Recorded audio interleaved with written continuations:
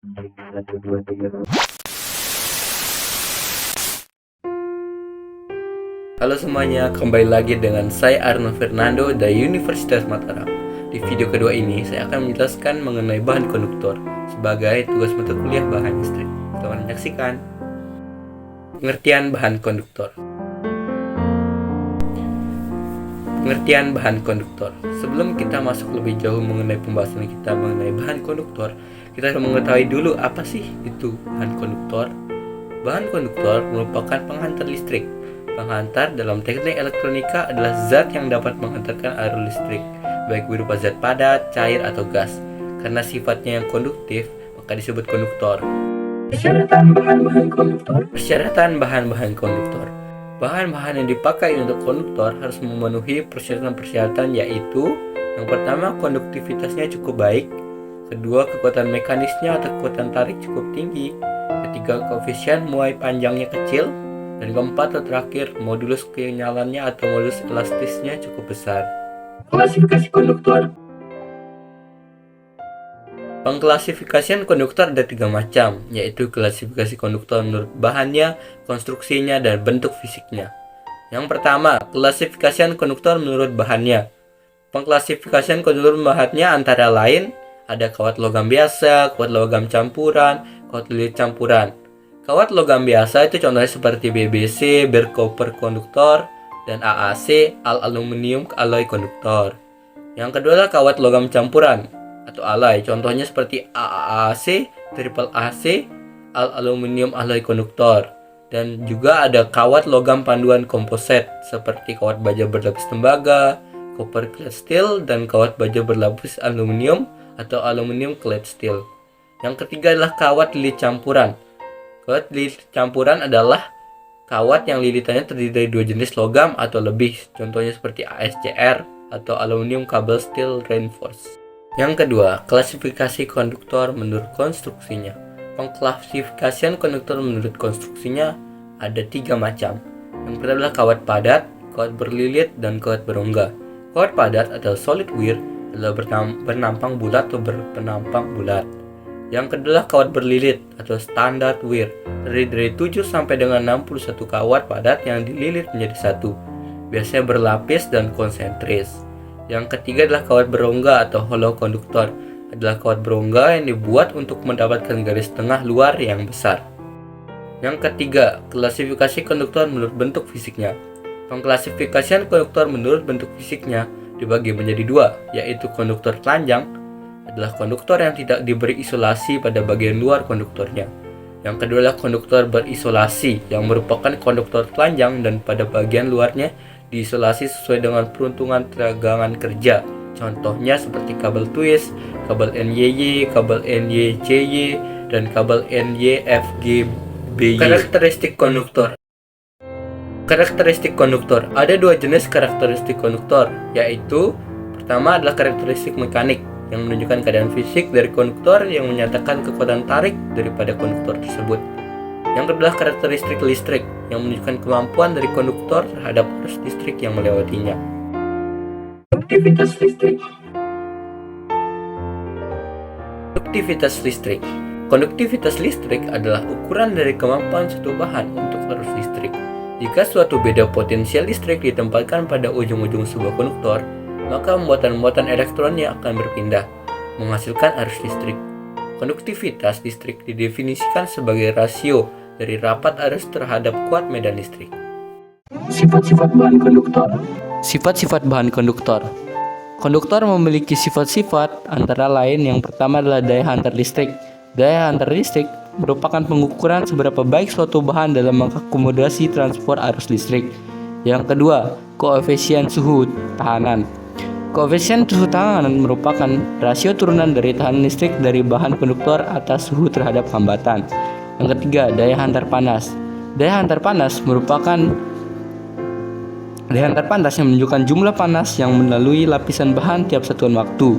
Diperhitungkan dalam satuan kilokalori per jam derajat Celcius, terutama diperhitungkan dalam pemakaian mesin listrik beserta pelengkapannya. Yang keempat, daya tegang tarik. Daya tegang karet merupakan tegangan maksimum yang bisa ditahan oleh sebuah bahan ketika direngangkan atau ditarik sebelum bahan tersebut patah. Yang kelima dan terakhir, timbulnya daya elektromotoris termo. Daya hantar panas menunjukkan jumlah panas yang melalui lapisan bahan tiap satuan waktu, diperhitungkan dalam satuan kilokalori per jam derajat Celcius. Daya elektromotoris yang dibangkitkan oleh perbedaan temperatur disebut dengan daya elektromotoris termo. Macam-macam bahan konduktor.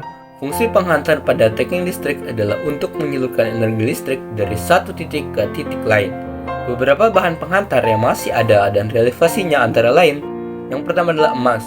Emas memiliki konduktivitas yang baik dan ketahanan umum terhadap oksidasi dan korupsi pada lingkungan yang lain, termasuk tahanan terhadap asam non-deklorasi sehingga banyak digunakan untuk jaringan kabel listrik di beberapa aplikasi energi tinggi.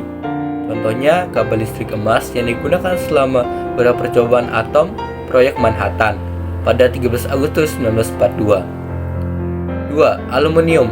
Aluminium murni mempunyai bentuk yang lunak. Kekuatan tariknya hanya 9 km per milimeter persegi. Untuk itu, jika aluminium digunakan sebagai penghantar yang dimensinya cukup besar, selalu diperkuat dengan baja atau paduan aluminium lain. Penggunaan yang demikian misalnya pada ACSR, Aluminium Conductor Steel Reinforced atau ACAR, Aluminium Conductor Alloy Reinforced. Yang ketiga, tembaga. Pemakaian tembaga pada teknik listrik yang terpenting adalah sebagai penghantar, misalnya kuat berisolasi NYA NYAF, kabel NYM, NYY, NYF GBY, busbar, lamel mesin DC dan cincin seret pada mesin AC. 4. Baja. Baja merupakan logam yang terbuat dari besi dengan campuran karbon. Meskipun konduktivitas baja rendah tetapi digunakan pada penghantar transmisi yaitu ACSR, di mana fungsi baja dalam hal ini adalah untuk memperkuat konduktor aluminium secara mekanis setelah digalvanis dengan seng. Yang kelima adalah wolfram. Logam ini berwarna abu-abu keputihan dan putih dan diperoleh dari tambang yang pemisahannya dengan menggunakan magnetit atau proses kimia. Penggunaan wolfram pada teknik listrik antara lain untuk filamen, lampu pijar, lampu halogen, lampu ganda, elektroda, tabung elektronik, dan lain sebagainya. Yang keenam adalah molybdenum. Sifat logam ini mirip dengan wolfram, begitu pula cara mendapatkannya.